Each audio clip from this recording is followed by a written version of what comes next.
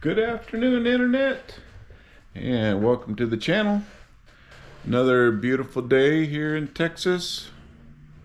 Few storms moving, few rain clouds moving through. It gets cloudy for a little bit, then gets bright and sunny like this. It's cooled off. It's only in the 80s today. It's pretty nice. So we finished the Golden Goose, and what I wanted to do next, if you know anything about copyright laws, I have to be careful about what I put out on the internet.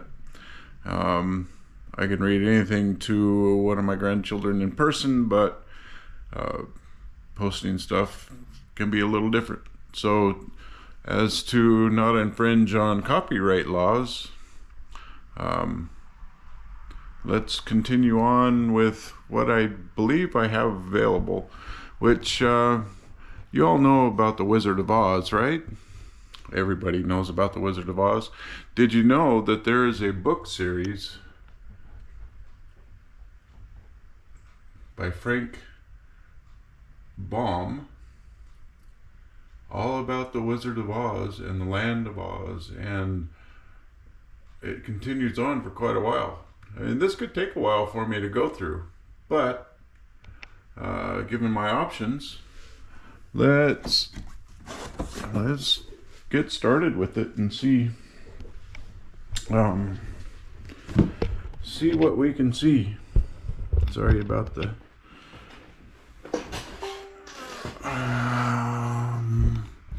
make sure I get you all set up in a good spot.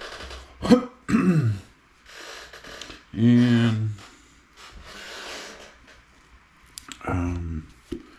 the Wizard of Oz, we all liked this. It was a good movie. This should be a good read. Reading, you can make up your mind what the characters look like, or you can use the illustrations if the book is illustrated. Reading leaves more things up to your imagination. So this book was copyright 1956 by the Riley and Lee Company, printed in the USA. Little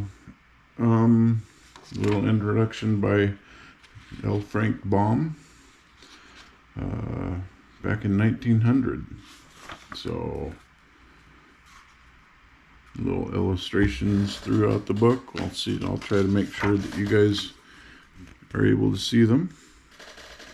And we'll continue with reading to you. This book is dedicated to his good friend and comrade, his wife. How about that?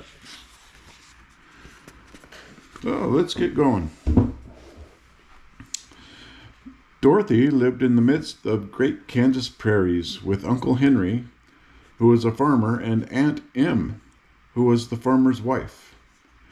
Their house was small, for the lumber to build it had to be carried by wagon many miles. There were 4 walls, a floor, and a roof, which made one room, and this room contained a rusty-looking cooking stove, a cupboard for the dishes, a table, 3 or 4 chairs, and the beds. Uncle Henry and Aunt Em had a big bed in one corner, and Dorothy a little bed in another corner. There was no garret at all, and no cellar, except for a small hole dug in the ground, called a cyclone cellar, where the family could go in case of one of those great whirlwinds arose, mighty enough to crush any building in its path. It was reached by a trap door in the middle of the floor, from which a ladder led down into the small, dark hole. When Dorothy stood in the doorway and looked around, she could see nothing but the great gray prairie on every side. Not a tree nor a house broke the broad sweep of flat country that reached the edge of the sky in all directions.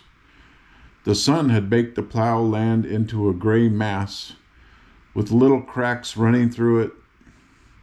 Even the grass was not green, for the sun had burned the tops of the long blades until they were the same gray color to be seen everywhere. Once the house had been painted, but the sun blistered the paint and the rains washed it away, and now the house was as dull and gray as everything else. When Aunt Em came there to live, she was a young, pretty wife. The sun and wind changed her, too. They had taken the sparkle from her eyes and left them a sober gray. They had taken the red from her cheeks and lips, and they were gray also. She was thin and gaunt and never smiled now. When Dorothy, who was an orphan, first came to her, Aunt Em had been so startled by the child's laughter that she would scream and press her hand upon her heart whenever Dorothy's merry voice reached her ears. And she still looked at the little girl with wonder that she could find anything to laugh at. Uncle Henry never laughed. He worked hard from morning till night and did not know what joy was. He was gray also, from his long beard to his rough boots, and he looked stern and solemn and rarely spoke. It was Toto that made Dorothy laugh and saved her from growing as gray as her other surroundings. Toto was not gray. He was a little black dog with long, silky hair and small black eyes that twinkled merrily on either side of his funny wee nose. Toto played all day long, and Dorothy played with him and loved him dearly. Today, however, they were not playing. Uncle Henry sat upon the doorstep and looked anxiously at the sky, which was even grayer than usual. Dorothy stood in the doorway with Toto in her arms and looked at the sky too. Aunt Em was washing the dishes. From the far north they heard a low wail on the wind, and Uncle Henry and Dorothy could see where the long grass bowed in waves before the coming storm. There now came a sharp whistling in the air from the south, and as they turned their eyes that way they saw ripples in the grass coming from that direction also. Suddenly Uncle Henry stood up. "There's a cyclone coming, Em," he called to his wife. "I'll go look after the stock." Then he ran up toward the sheds where the cows and horses were kept. Aunt Em dropped her work and came to the door. One glance told her of the danger close at hand. "Quick, Dorothy," she screamed. "Run for the cellar." Toto jumped out of Dorothy's arms and hid under the bed, and the girls started to get him.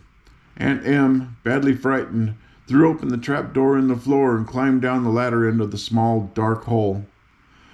Dorothy caught Toto at last and started to follow her aunt. When she was halfway across the room, there came a great shriek from the wind, and the house shook so hard that she lost her footing and sat down suddenly upon the floor. A strange thing then happened. The house whirled around 2 or 3 times and rose slowly through the air. Dorothy felt as if she were going up in a balloon. The north and south winds met where the house stood and made it the exact center of the cyclone. In the middle of the cyclone, the air was generally still, but the great pressure of the wind on every side of the house raised it up higher and higher until it was at the very top of the cyclone. Excuse me. And there it remained, and was carried miles and miles away as easily as you could carry a feather. It was very dark, and the wind howled horribly around her, but Dorothy found that she was riding quite easily. After the first few whirls around, and one other time when the house tipped badly, she felt as if she were being rocked gently like a baby in a cradle. Toto did not like it. He ran about the room, now here, now there, barking loudly. But Dorothy sat quiet still on the floor and waited to see what would happen. Once Toto got too near the open trap door and fell in. And at first the little girl thought she had lost him, but soon she saw one of his ears sticking up through the hole. for the strong pressure of the air was keeping him up so that he could not fall. She crept to the hole, caught Toto by the ear, and dragged him into the room again, afterward closing the trap door so that no more accidents could happen. Hour after hour passed, and slowly Dorothy got over her fright, but she felt quite lonely, and the wind shrieked so loudly all about her that she nearly became deaf. At first she had wondered if she would be dashed to pieces when the house fell again. But as the hours passed and nothing terrible happened, she stopped worrying and resolved to wait calmly to see what the future would bring. And at last she crawled over the swaying floor to her bed and lay down upon it. And Toto followed and lay down beside her. In spite of the swaying of the house and the wailing of the wind, Dorothy soon closed her eyes and fell asleep.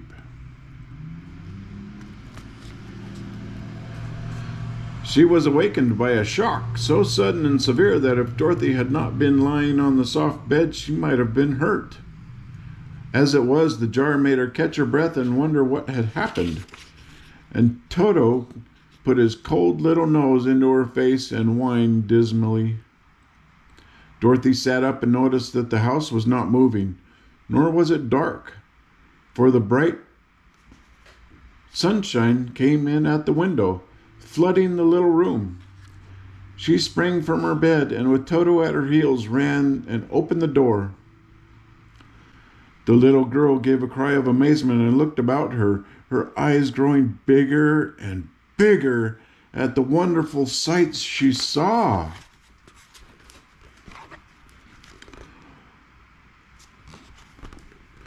The cyclone had set the house down very gently, for a cyclone, in the midst of a country of marvelous beauty.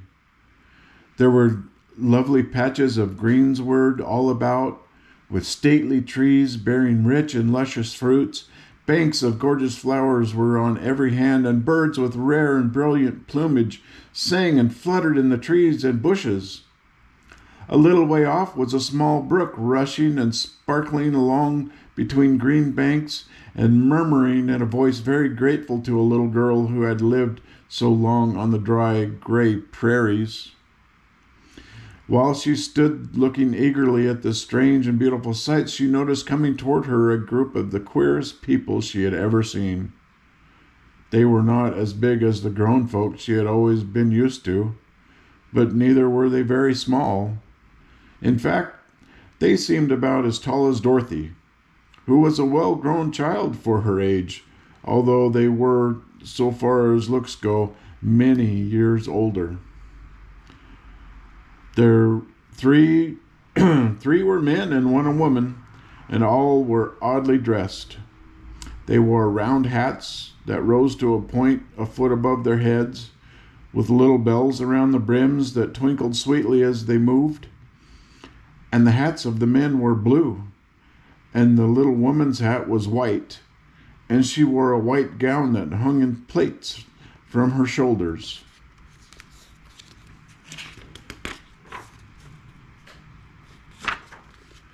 Over it were sprinkled little stars that glistened in the sun like diamonds.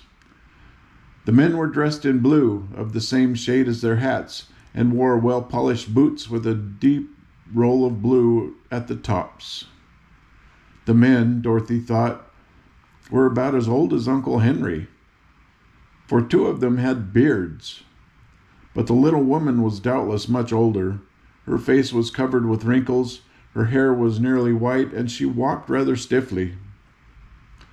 When these people drew near the house where Dorothy was standing in the doorway, they paused and whispered among themselves, as if afraid to come farther. But the little old woman walked up to Dorothy, made a low bow, and said in a sweet voice, "You are welcome, most noble sorceress, to the land of the Munchkins. We are so grateful to you for having killed the wicked witch of the East, and for setting our people free from bondage." Dorothy listened to this speech with wonder. What could the little woman possibly mean by calling her a sorceress and saying she had killed the Wicked Witch of the East? Dorothy was an innocent, harmless little girl who had been carried by a cyclone many miles from home, and she had never killed anything in all her life. But the woman evidently expected her to answer, so Dorothy said with hesitation, "You are very kind, but there must be some mistake. I have not killed anything." "Your house did anyway," replied the little old woman with a laugh, "and that is the same thing. See," she continued, pointing to the corner of the house. "There are her 2 toes still sticking out from under a block of wood." Dorothy looked and gave a little cry of fright. There indeed, just under the corner of the great beam the house rested on, 2 feet were sticking out, shod in silver shoes with pointed toes. "Oh dear," cried Dorothy, clasping her hands together in dismay. "The house must have fallen on her. Whatever shall we do?" "There is nothing to be done," said the little woman calmly. "But who was she?" asked Dorothy. "She was the Wicked Witch of the East, as I said," answered the little woman. "She has held all the Munchkins in bondage for many years, making them slaves for her night and day. Now they are all set free and are grateful to you for the favor." "Who are the Munchkins?" inquired Dorothy. "They are the people who live in this land of the East, where the Wicked Witch ruled." "Are you a Munchkin?" asked Dorothy. "No, but I am their friend, although I live in the land of the North.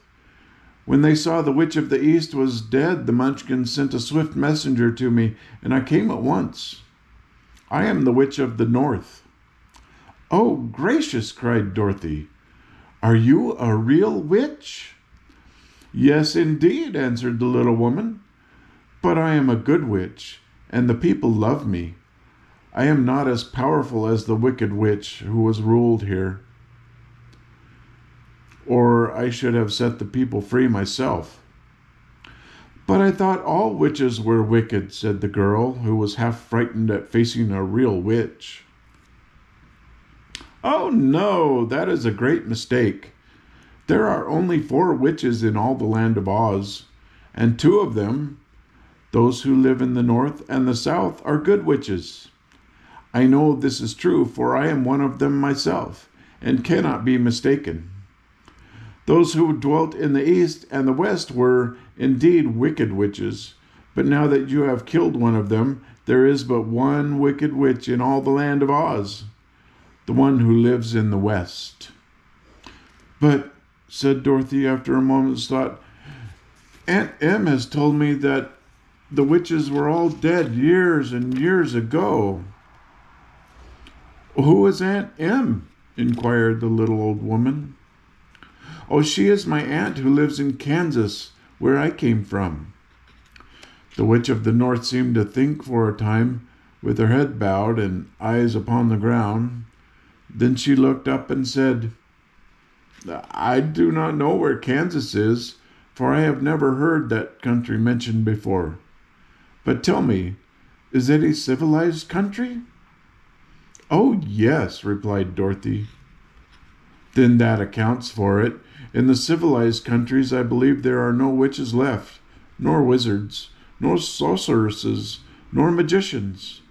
But you see, the land of Oz has never been civilized, for we are cut off from all the rest of the world. Therefore, we still have witches and wizards among us." "Who are the wizards?" asked Dorothy. "Oz himself is the great wizard," answered the witch, sinking her voice to a whisper. "He is more powerful than all the rest of us together. He lives in the city of emeralds." Dorothy was going to ask another question, but just then the Munchkins, who had been standing silently by, gave a loud shout and pointed to the corner of the house where the wicked witch had been lying. "What is it?" asked the little old woman, and looked and began to laugh. The feet of the dead witch had disappeared entirely, and nothing was left but the silver shoes. "She was so old," explained the Witch of the North, "that she dried up quickly in the sun. That is the end of her, but the silver shoes are yours, and you shall have them to wear." She reached down and picked up the shoes, and after shaking the dust out of them, handed them to Dorothy. "The Witch of the East was proud of those silver shoes," said one of the Munchkins, "and there is some charm connected with them, but what it is we never knew." Dorothy carried the shoes into the house and placed them on the table. Then she came out again to the Munchkins and said, "I am anxious to get back to my aunt and uncle. Can you help me find the way?" The Munchkins and the witch first looked at one another and then at Dorothy and then shook their heads.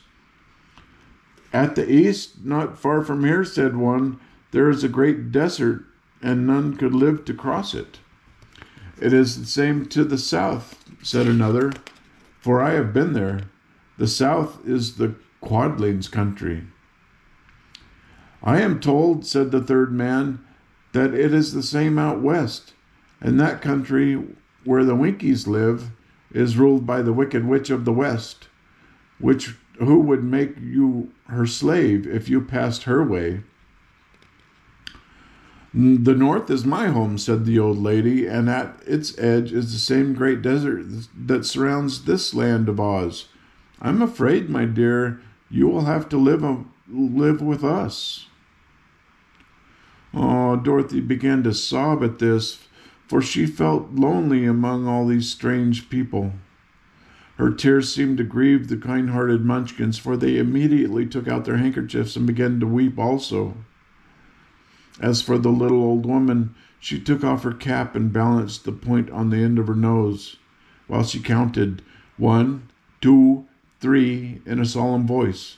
At once the cap changed to a slate, on which was written in big white chalk marks, "Let Dorothy go to the City of Emeralds." The little old woman took the slate from her nose, and having read the words on it, asked, "Is your name Dorothy, my dear?" "Yes," answered the child, drying her tears. "Then you must go to the City of Emeralds. Perhaps Oz will help you." "Where is this city?" asked Dorothy. "It is exactly in the center of the country, and is ruled by Oz, the great wizard I told you of." "Is he a good man?" inquired the girl anxiously. "He is a good wizard. Whether he is a man or not, I cannot tell, for I have never seen him." "How can I get there?" said Dorothy. "You must walk. It is a long journey through a country that is sometimes pleasant and sometimes dark and terrible. However, I will use all the magic arts I know of to keep you from harm." "Won't you go?" who had begun to look upon the little old woman as her only friend. "No, I cannot do that," she replied, "but I will give you my kiss, and no one will dare injure a person who has been kissed by the Witch of the North." She came close to Dorothy and kissed her gently on the forehead. Where her lips touched the girl, they left a round, shining mark, as Dorothy found out soon after. "The road to the City of Emeralds is paved with yellow brick," said the witch, "so you cannot miss it. When you get to Oz, do not be afraid of him, but tell your story and ask him to help you. Goodbye, my dear." The three Munchkins bowed low to her and wished her a pleasant journey, after which they walked away through the trees. The witch gave Dorothy a friendly little nod, whirled around on her left heel 3 times, and straightway disappeared, much to the surprise of little Toto, who barked after her loudly enough when she had gone, because he had been afraid even to growl while she stood by. But Dorothy, knowing her to be a witch, had expected her to disappear in just that way, and was not surprised in the least.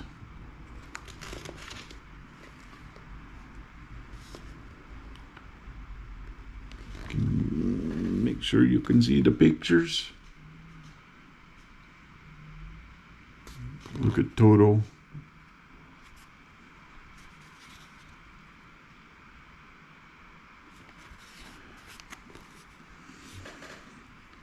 The next chapter